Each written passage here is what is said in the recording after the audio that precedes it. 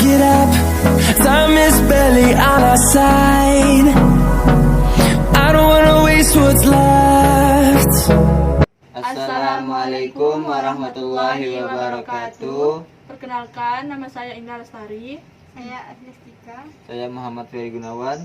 Di sini kami dari kelompok 11 akan mendiskusikan mengenai pembagian waris dengan sistem rela sama rela.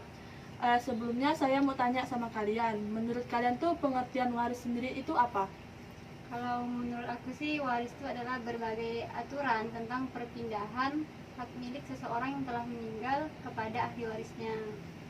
Kalau menurut Ferry? Kalau menurut saya itu penggunaan hak manusia atas harta peninggalan orang yang sudah meninggal kepada ahli warisnya karena adanya syarat-syarat dan sebab-sebab yang sudah terpenuhi.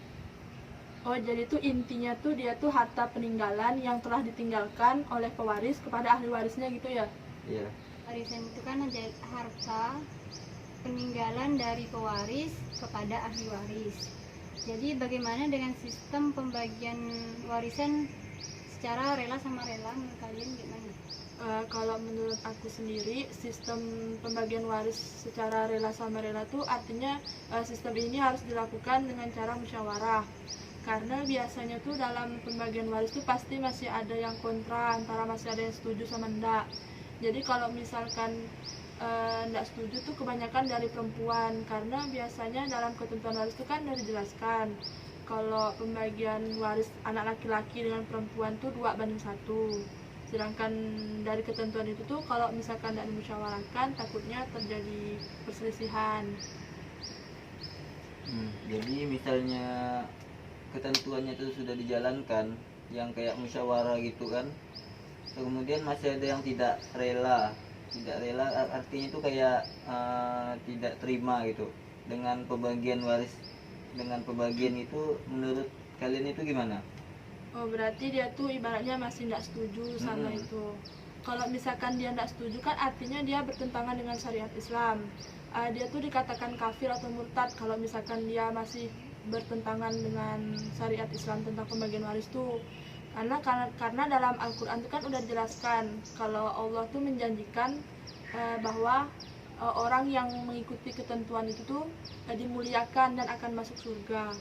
Jadi apabila masih ada yang tidak setuju dengan pembagian waris ini, mungkin bisa dikatakan dia ingkar ya gitu ya. Terus orang yang ingkar itu bisa jadi sesuai syariat Islam itu orang kafir ya. Murtad. Orang kafir, orang murtad. Lalu menurut Asi itu gimana? Kalau menurut yang saya baca tuh ada 2 cara yang bisa dilakukan. Yang pertama tuh kan pembagian warisnya melalui mekanisme sesuai dengan syariat Islam. Yang kemudian bagian dari laki-laki itu sebagian hartanya itu diberikan kepada yang perempuan. Jadi sifatnya itu kayak sedekah gitu, biar jumlahnya itu sama atau lebih.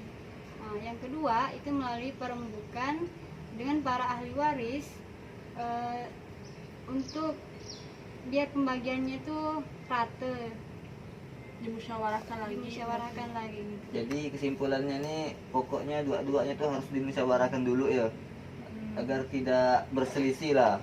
Karena mungkin yang kita simpulkan nih, laki-laki itu bisa memberi sedekah kepada saudara perempuannya tuh agar sama-sama rela.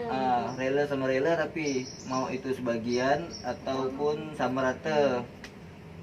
Dan apabila ada yang ingkar, makanya itu bisa disebut orang yang murtad atau yang kafir. Karena sudah dijelaskan dalam Al-Quran.